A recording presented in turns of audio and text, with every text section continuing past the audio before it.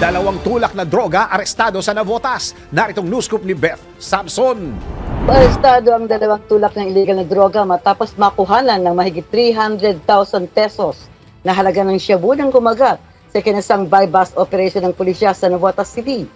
Sa kanyang report kay Northern Police District Police Colonel Josefino Ligan, kinilala ni Navotas Police Chief Police Colonel Mario Cortez ang naaresto mga suspect na sina alias Bongbong, 45 at isang alias Jason, 34, kapwa residente ng lungsod.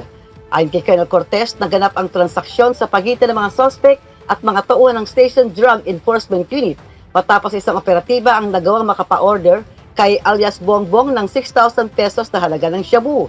Nang tanggapin ng mga suspect ang marked money mula sa pulis na nagpanggap na buyer kapalit ng isang plastic sachet ng shabu ay agad silang dinamba ng mga operatiba alas 11:30 ng gabi sa Governor Pascual, Barangay San Roque. Nakumpisa sa mga suspect ang hindi kumulang 55.64 grams ng shabu na may standard drug price value na 378,352 pesos at buy-bust money.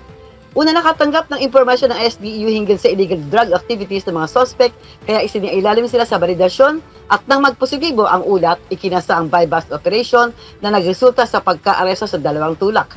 Kasong paglabag naman sa RA 9165 o ang Comprehensive Dangerous Drug Act of 2002 ang isasampa ng pulisya laban sa mga suspect sa Navotas City Prosecutor's Office. Ako, si Metro Patrol Beth Samson para sa Himpilang Metodong Lakas, DWIZ, nagbabalita ng tama, naglilingkod ng tama.